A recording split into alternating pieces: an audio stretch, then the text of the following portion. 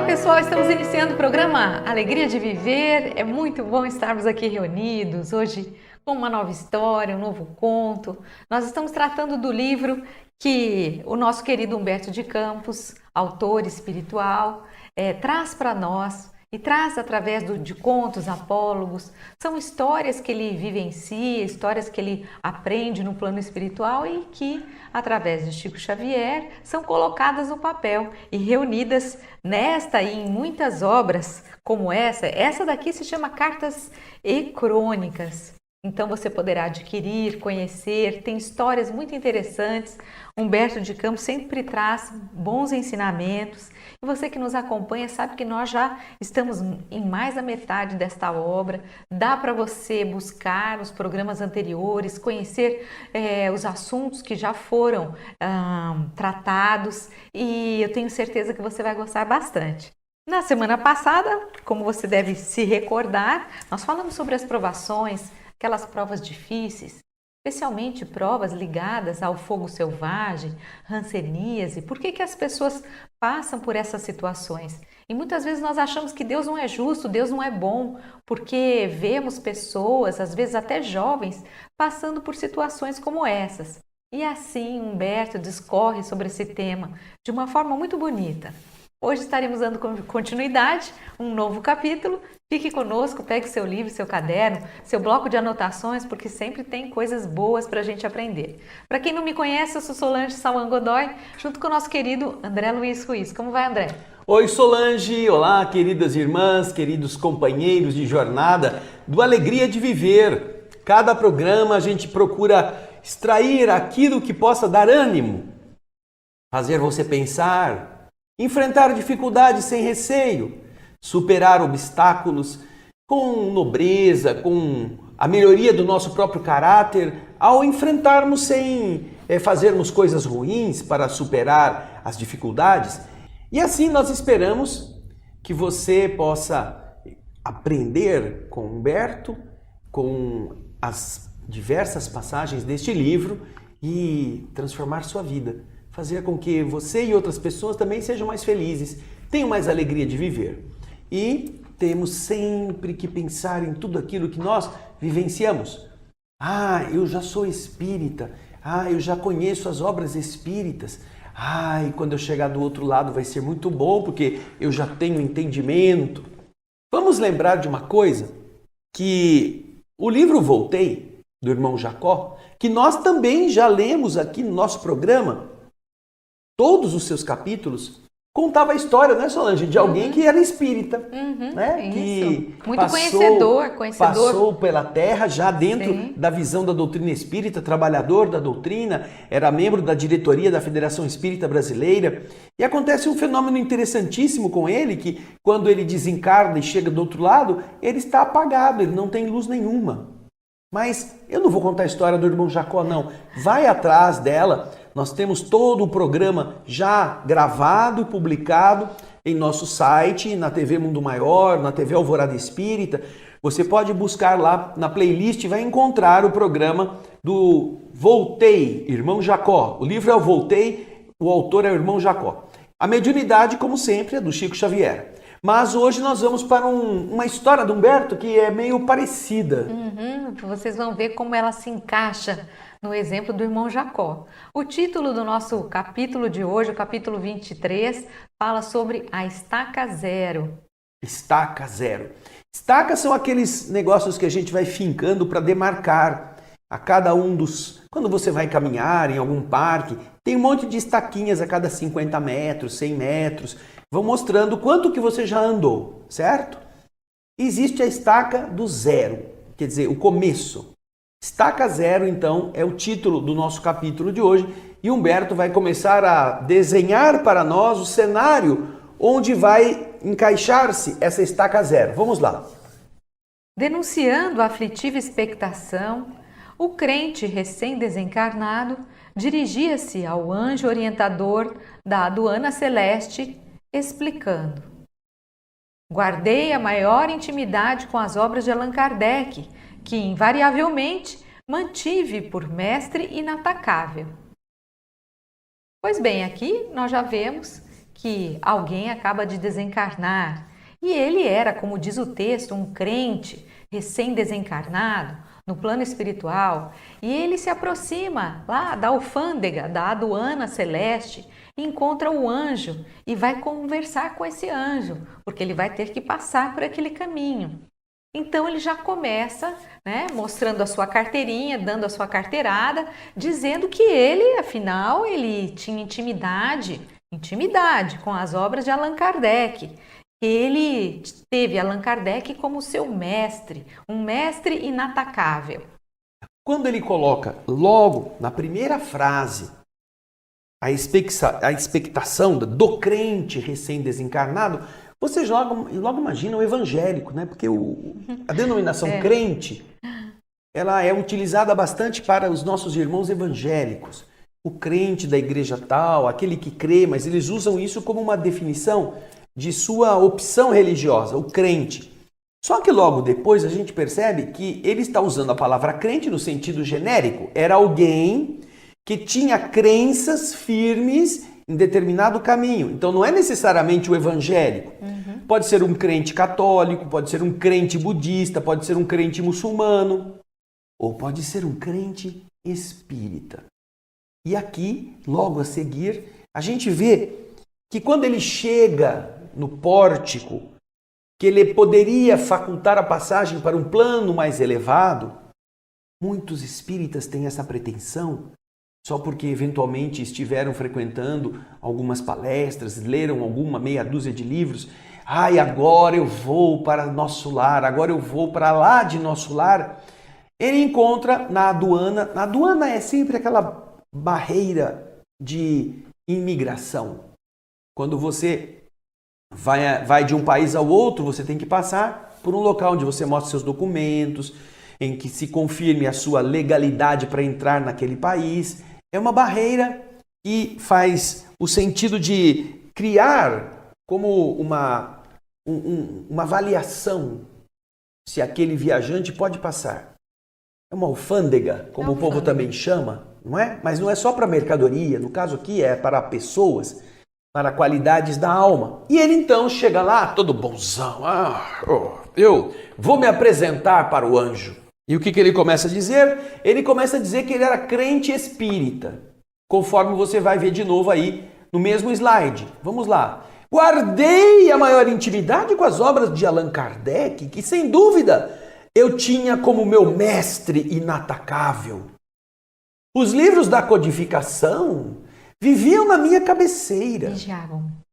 Eu sei que vigiavam, mas eu estou falando viviam, porque é mais fácil, porque os livros não vigiam ninguém, eles ficam ali. Então, 3, 2, 1... André, volta aí. 3, 2, 1, valendo. Os livros da codificação estavam sempre ali, viviam na minha cabeceira. Eu os devorei, eu os comi, todas as considerações, apontamentos e ditados. E jamais, nunca eu pus em dúvida a sobrevivência da alma. Então, estou aqui pronto para poder passar. Aí, o que aconteceu? O funcionário espiritual esclareceu, porém, imperturbável.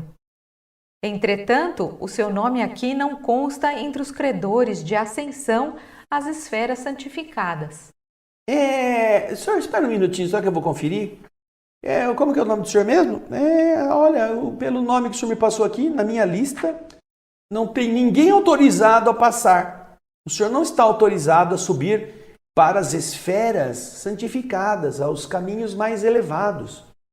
E ele continua ainda dizendo: sou, portanto, constrangido a lhe indicar o caminho de regresso à nossa antiga arena de purificação na crosta da terra. O negócio é para baixo. O senhor pode descer. O senhor não vai ter como subir, porque não tem autorização. O senhor vai ter que ir para baixo de novo, voltar lá para... O senhor está vendo lá a terra? Olha lá embaixo, olha. Bonita, azul, mas é para lá. O senhor vai ter que voltar. Aí então, né, o coitado coçou a cabeça. Meu Deus do céu, deve estar vendo algum engano, não é? Vamos lá. Vai? Ele comenta: o corpo, o fardo intolerável. Como é possível? Não é possível. Eu vou ter que voltar para aquele negócio pesado.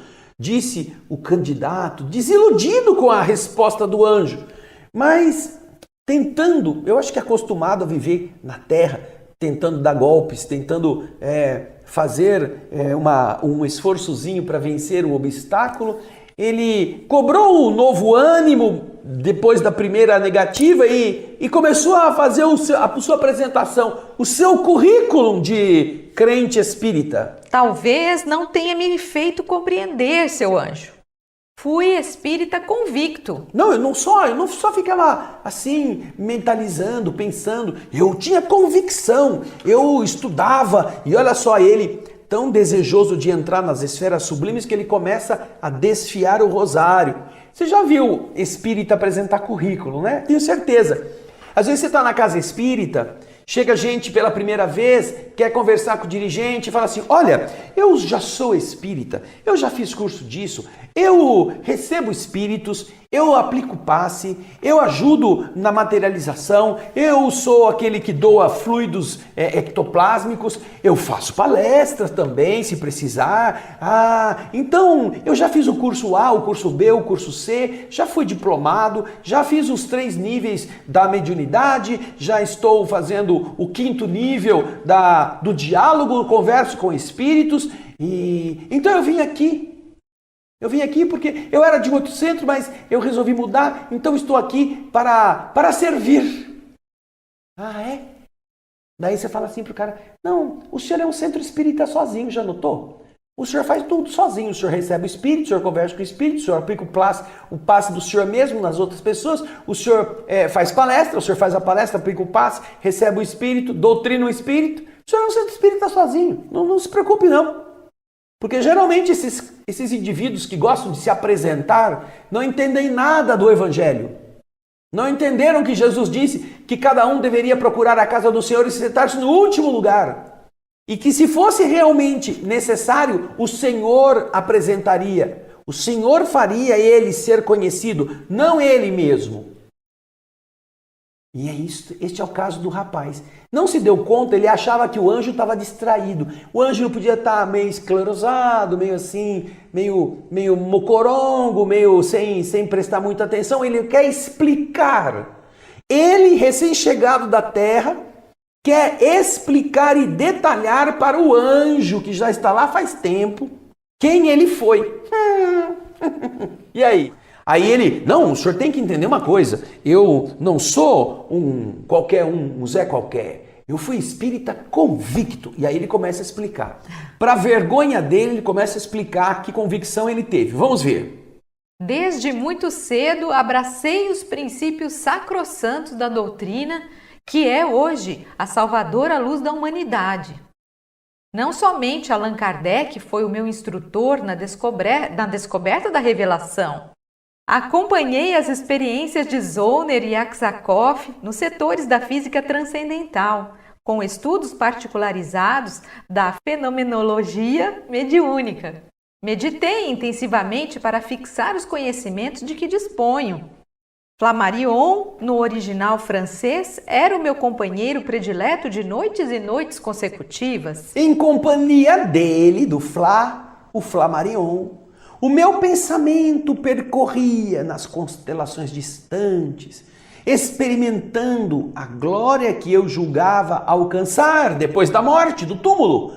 Eu vivia nas mentes de Flammarion, de Aksakov, antevendo as coisas do mundo espiritual. E para lá que eu vou quando eu morrer. Mas ele não é tão modesto assim, ele vai um pouquinho mais longe. Leon Denis era o mentor de minhas divagações filosóficas. Deleitava-me com os livros dele, absorvendo as suas elucidações vivas e sempre novas. E Delane? Nele, sem dúvida, situei o manancial de minhas investigações científicas. Estimava confrontar as suas observações com os estudos de Claude Bernard, o fisiologista eminente, adquirindo assim base legítima para as análises minuciosas.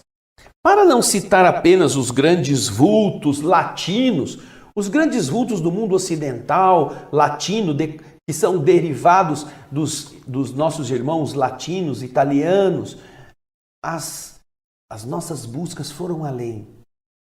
Foram também endereçadas às comoventes páginas de Crux, experiências de Crux. Elas também fizeram parte do noticiário que eu acompanhei todos os dias pelos jornais. E depois, Oliver Lodge, as suas comoventes páginas do Raymond of Life and Death, em 1916, um livro que ele escreveu e que surpreendeu o mundo. Essas páginas me arrancaram lágrimas inesquecíveis.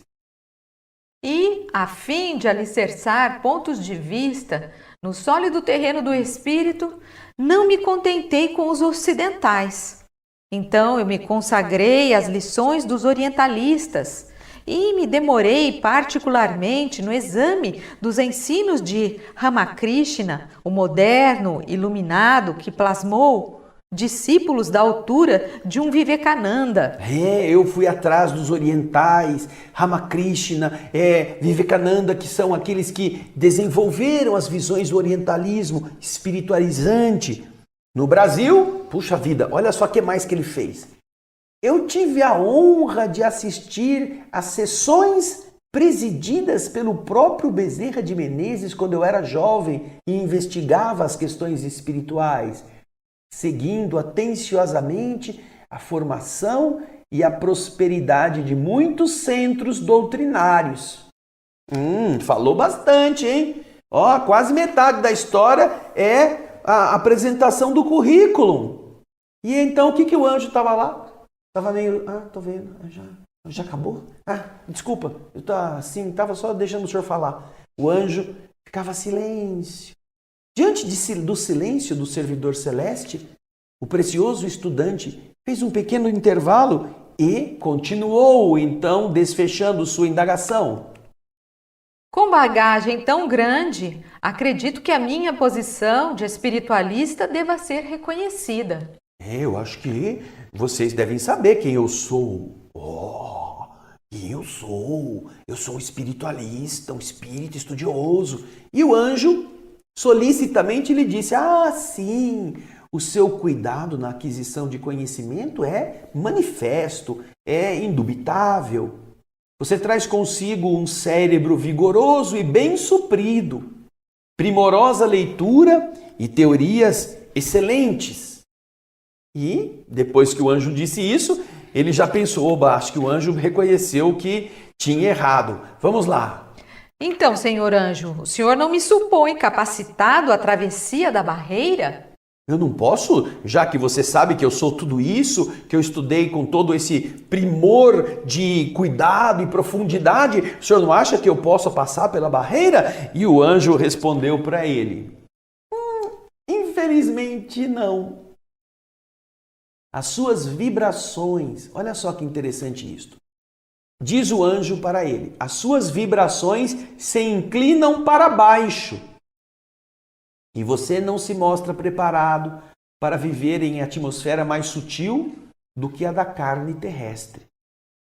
Vibrações, elas são atraídas, elas representam uma polarização de nosso interesse, de nossa maneira de ser, de sentir e de pensar. E no caso, as suas vibrações são atraídas para o ambiente da Terra. Não sou eu que não quer deixar o senhor porque a gente acha que o senhor não merece entrar. É a vibração que o senhor tem que não permite. O senhor não vai suportar o ambiente para onde o senhor está querendo ir, porque as suas vibrações não se afinizarão com as vibrações necessárias nesse lugar. O senhor precisa voltar. E aí o que acontece, Solange? Longe de penetrar o verdadeiro sentido das palavras ouvidas, ou seja, longe dele tentar compreender aquilo que o anjo estava dizendo, qual é o verdadeiro sentido do que ele está me dizendo, o crente argumenta. E a Bíblia? E a Bíblia?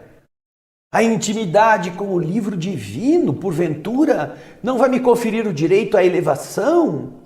De Moisés ao Apocalipse, efetuei reflexões incessantes. Prestei ardoroso culto a Davi e Salomão entre os mais velhos. E não me passou um dia de minha existência em que eu não meditasse na grandeza de Jesus e na sublimidade de seus ensinamentos. Em meu velho gabinete existem páginas variadas, escritas por mim mesmo, em torno do Evangelho de João, que interpreto como sendo a zona divina do Novo Testamento.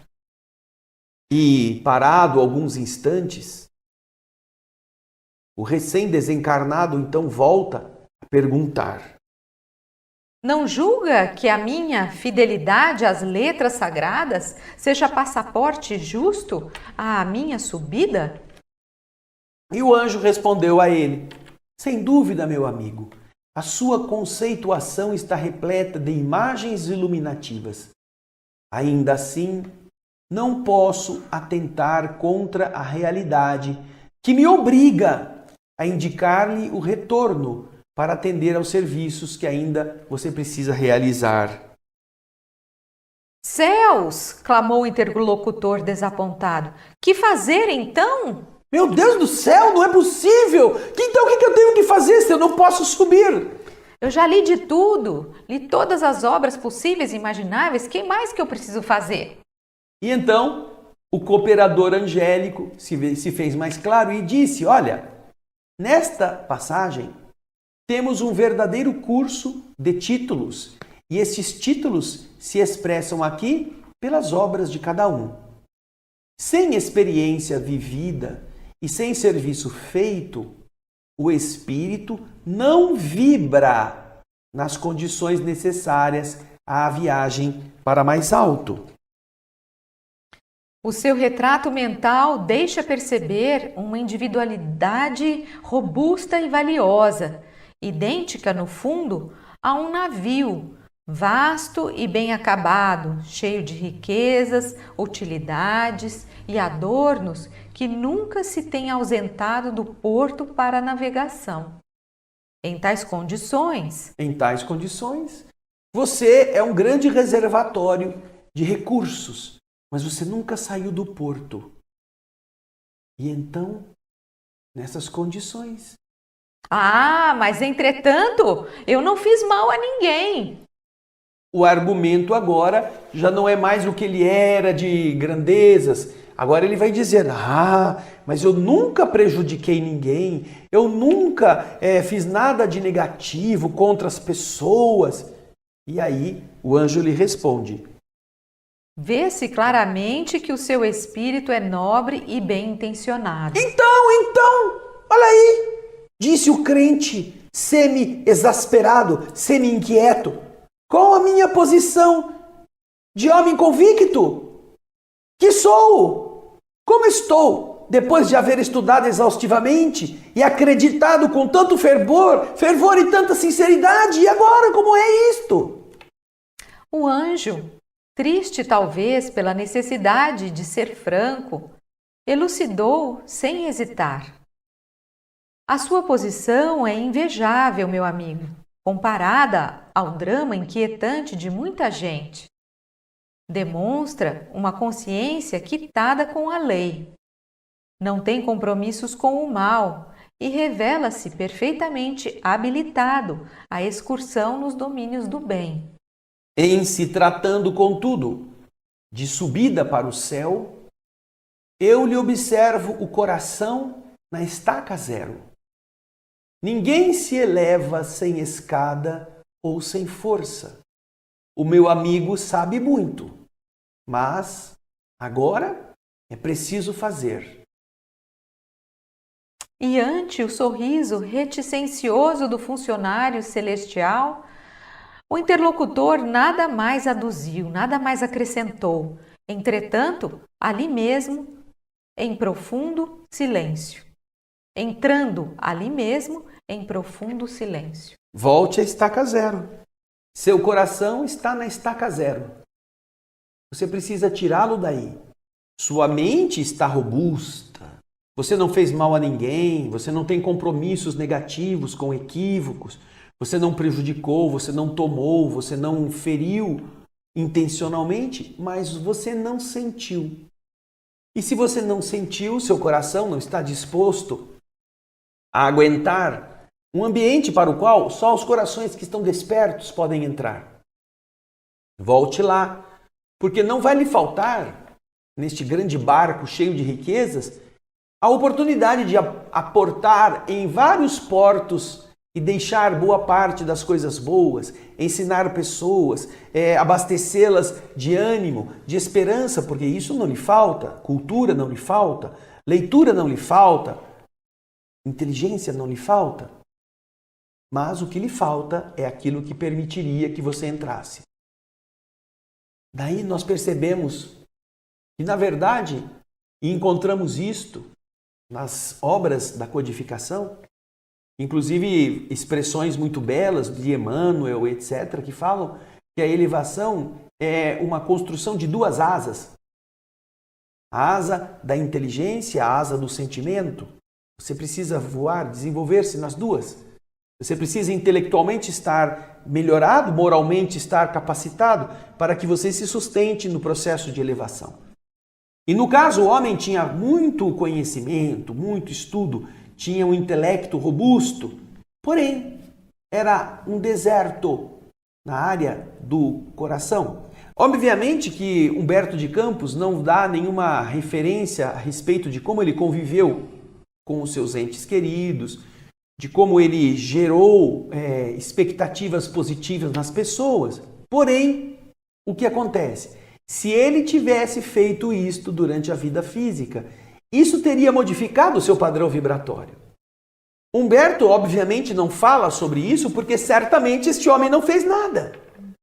Ele não se dedicou a que outros aprendessem com o seu saber, não se dedicou a que as pessoas tivessem algo de bom implantado no seu coração.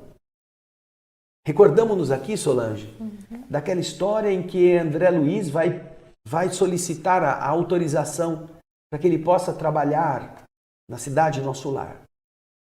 E que ele escuta todas as verdades do ministro Clarencio. E que depois de ver todas as leviandades que ele cometeu durante a vida física, o ministro diz: porém, meu filho, depois ele está chorando de vergonha, eu não tenho palavras ásperas, somente palavras ásperas para você. Em seu benefício surgem petições favoráveis. Logo André Luiz brilha o olhar e diz: minha mãe! E o ministro Clarencio lhe responde: sim, sua mãe tem feito gestões a seu favor, mas não somente sua mãe. Durante a sua vida como médico na Terra, nós constatamos aqui muita leviandade, muita tolice, muita bobagem, mas ao longo dos seus 15 anos de clínica, você clinicou atendendo pessoas, você deu 5.000 consultas de graça. 5.000. É verdade que você não fez isto por amor às pessoas. Eram pessoas pobres que não tinham dinheiro. Você atende, vai. Depois você paga. Uma hora que você tiver, você vem. Você não fez questão. Na verdade, você não as amou, mas você deixou que elas fossem usar a sua inteligência, seu conhecimento, sem que elas retribuíssem de alguma forma. Das 5.000 consultas, 15 pessoas se lembram de você, agradecidas. E enviam até os nossos departamentos orações fervorosas em teu benefício. 15 das 5.000 que ele tinha atendido sem cobrar. E estas criaturas se erguem como sendo respaldo que poderá autorizar a que você possa iniciar a sua tarefa. Porém, eu te digo, mesmo as indiferentes, mesmo aquelas pessoas que não se lembram daquilo que você fez, mesmo elas são consideradas pela lei do universo como crédito a seu favor. Puxa vida! Ele então se surpreende, porque está sendo beneficiado por um tipo de ação que mesmo ele não tinha pensado em praticar. A gente vê no filme Nosso Lar, que esta cena foi traduzida em imagens, foi dramatizada com uma secretária que sempre no último horário punha um pobrezinho e o médico André Luiz olhava feio para ela, imaginando que ele já podia ir embora, mas doutor, tem mais uma pessoa aqui para o senhor atender, e é sempre um miserável. E ele olhava feio para a secretária, tipo, ai, você não me dá sossego. E assim essas pessoas miseráveis que ele atendeu sem cobrar, 15 delas continuavam rezando por ele. E agora ele estava recebendo os benefícios das 5.000 consultas que ele deu sem cobrar e também das 15 que gratas oravam em seu favor. E aqui é a justa medida de como que alguém pode entrar no reino do céu. Pode subir na escala evolutiva, Solange. Quando eu estava lendo esse trecho, eu fiz uma lista, porque eu fiquei pensando, nossa, mas quantos de nós não tem, às vezes, não teria talvez a mesma atitude numa aduana celeste, não é? Será que a gente não ia tentar advogar a nosso favor? E eu peguei alguns argumentos que ele utilizou aqui. É lógico, ele tinha uma bagagem muito extensa de conhecimento teórico, mas aqui ele também diz que, além disso, ele era fiel aos ensinamentos, ele não fez mal a ninguém. Isso muitos de nós poderia dizer também, mas eu não fiz mal a ninguém, eu sempre fui fiel aos ensinamentos de Jesus, eu tenho a minha consciência tranquila, não é? Eu não devo nada a ninguém. São esses argumentos que ele utiliza para passar pela aduana. E nós vemos que muitos de nós poderíamos ter a mesma argumentação, mas é o que a lição nos diz de forma tão clara. E isso a gente pode ver também no Evangelho, ou seja, conhecereis os cristãos pelas suas obras, pelas coisas que eles realizam, pelos frutos que eles dão. Então, quais são os frutos que nós estamos dando? E no caso dele, como ele colheu, ele aprendeu, isso é muito útil, esse conhecimento, você adquirir conhecimento, mas a gente vê que não é o suficiente. É preciso colocar em prática, é preciso produzir frutos, é preciso fazer obras. Então a gente tem uma frase que eu também me lembrei ao ler isso, os doutos em doutrina. André Luiz, na introdução do livro Nosso Lar, são duas introduções, uma do Emmanuel e outra do André Luiz. E nessa do André Luiz, ele vai explicando certas coisas e tem uma frase que ele lapidarmente coloca isso. Diz ele, uma exclamação, uma interjeição assim de decepção. Por todo lado, os cultos em doutrina e analfabetos do espírito. Cultos em doutrina, mas não entendem nada do que é ser espírito. E dentro disso, Solange, que você acabou de dizer, recorde a pergunta 642 do Livro dos Espíritos para os nossos telespectadores. Isso. Anote aí, essa pergunta é fundamental, porque ela tem ligação com tudo isso que nós estamos falando. Pergunta 642. Bastará não fazer o mal para ser agradável a Deus e assegurar a sua posição futura? Assegurar entrar no reino do céu, assegurar subir aos patamares puros da elevação. Basta não fazer o mal, que é o que ele diz. Eu não prejudiquei ninguém, eu não fiz ninguém sofrer, eu não tomei o que não era meu, eu cumpri com os deveres de ser uma pessoa que não invadia a esfera das outras. Bastará não fazer o mal para ser agradável a Deus e garantir a sua posição futura? A Solange vai ler a resposta. Não. É preciso fazer o bem no limite das suas forças, porque cada um responderá por todo o mal que resulte do bem que não haja feito. Ou seja, ele não fez mal para ninguém. Mas como não consta nenhum bem que ele tenha feito, isso já é fazer o mal. Não fazer o bem é justamente perder o tempo, perder a inteligência, perder as possibilidades materiais, perder a saúde. Essa saúde exuberante que se limita a ficar sentado na televisão ou diante do computador ou diante do seu aparelho de telefone celular fazendo brinquedos e usando a tecnologia como diversão. Isto é tempo jogado no lixo que vai ser dívida para a consciência depois que chega do outro lado. Não basta não fazer o mal. Essa é uma desculpa que muitas pessoas utilizam, inclusive, nos tempos modernos, para dizer, não, eu não prejudiquei ninguém, mas quem é que você ajudou? E não é para você fazer o bem só quando você tem tempo, só depois que você está satisfeito. Não é para você fazer o bem somente quando não está chovendo, não está frio, somente quando você já está descansado. Não. É preciso fazer o bem Em que limite? Ah, eu não posso fazer o bem porque a crise está muito aí na porta de todo mundo. O dinheiro que eu tenho, eu vou ter que guardar, porque você sabe o dia de amanhã, a vida está áspera, está mal-humorada, eu preciso ter recurso. Não, não é no limite dos seus bens. Os Espíritos dizem que nós precisamos fazer o bem no limite das nossas forças. Não é do tempo disponível, nem da saúde. Eu só vou fazer o bem quando eu estiver saudável, quando essa dor for embora. Eu só vou ajudar o próximo se eu ganhar na loteria, se eu melhorar meu emprego, meu salário for melhor. Não é disso que depende. Depende das suas forças. Enquanto você é capaz de levantar o garfo para comer e encher sua barriga, enquanto você é capaz de dar um passo ou mesmo empurrado você chegar a determinados lugares, você ainda pode fazer o bem. Você ainda tem energia para isto. E se você não fizer, você já entendeu, como aqui está explicado no Livro dos Espíritos, que nós somos responsáveis. O bem que a gente faz virá para nós. Isso não tenha dúvida. A cada um segundo suas obras. Jesus diz isto. O mal que a gente faz também virá para nós. A lei de causa e efeito. Mas você nunca tinha pensado que nós seremos responsáveis por todo o mal que decorra de um bem que você não fez, quando você poderia ter feito.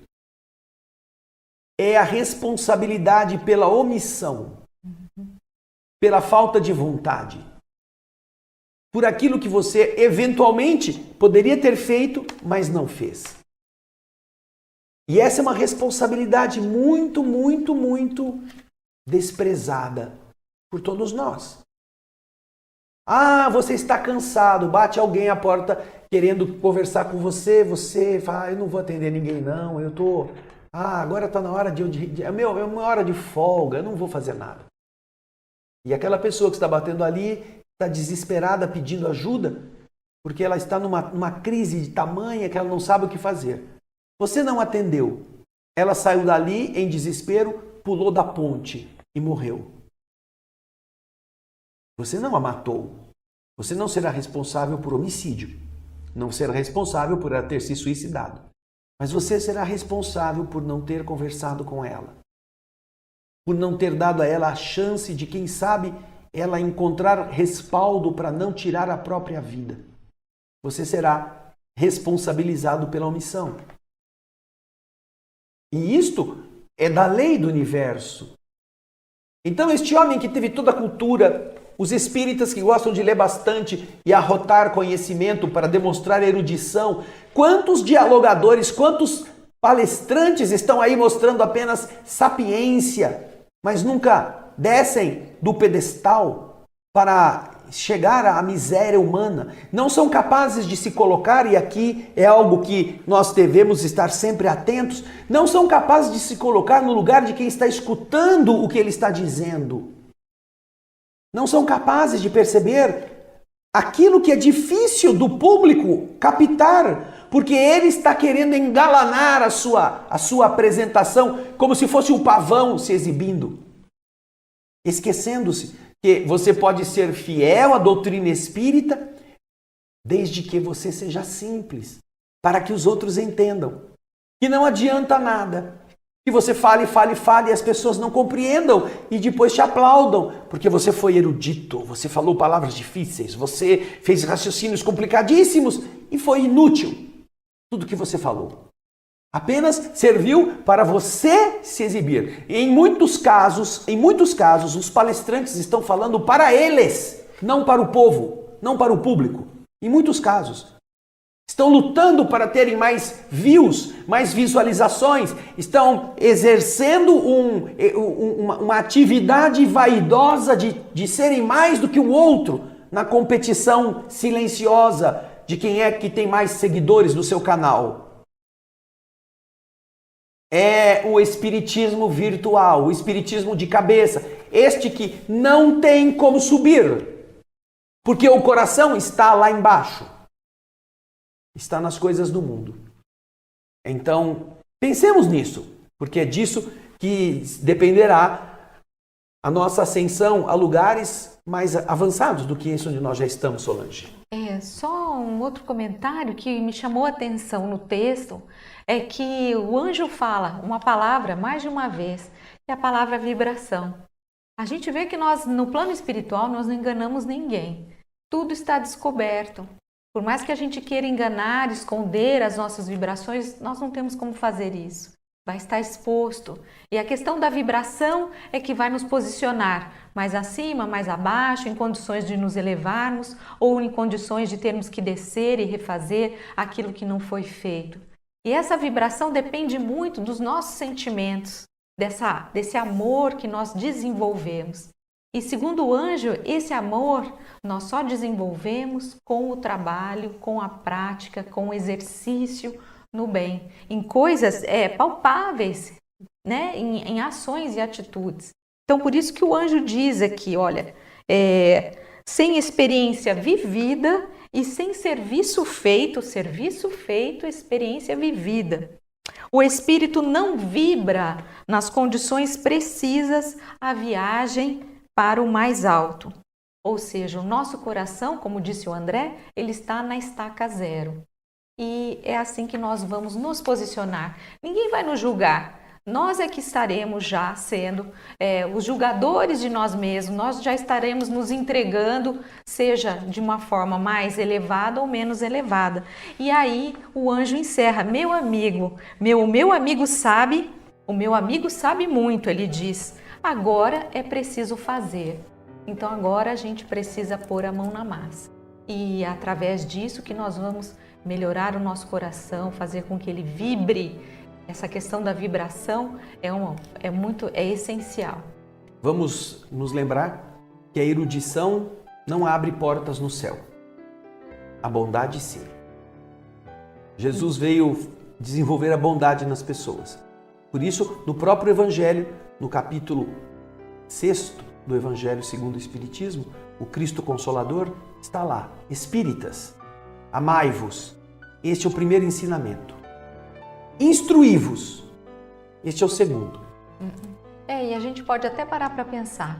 Se nós formos assim muito simples, mas muito simples, como existem pessoas que não aprenderam a ler, que não se instruíram, que não têm conhecimento de nada, mas essas pessoas que têm um bom coração, que fazem o bem, elas têm uma vibração muito mais elevada do que essas pessoas que tiveram toda a leitura do mundo, todas as faculdades possíveis, doutorados, pós-doutorados. Então, quando você coloca na balança uma coisa e outra, você vai ver que esse coração simples, esse coração puro, belo, sincero, amoroso, ele pesa, ele tem um valor gigantesco. No livro Contos e Apólogos, você vai encontrar um capítulo que se chama A Escolha do Senhor. Vai lá, dá uma lidinha. Contos e Apólogos, do Humberto de Campos e Chico Xavier. Acabou. Quem sabe a gente lê aqui ainda esse conto. Isso mesmo, Solange. Gente, nosso tempo esgotou, nós agradecemos a sua presença e nós nos vemos no próximo Alegria de Viver. Isso aí, até lá. Até lá. Tchau, gente. Grande beijo.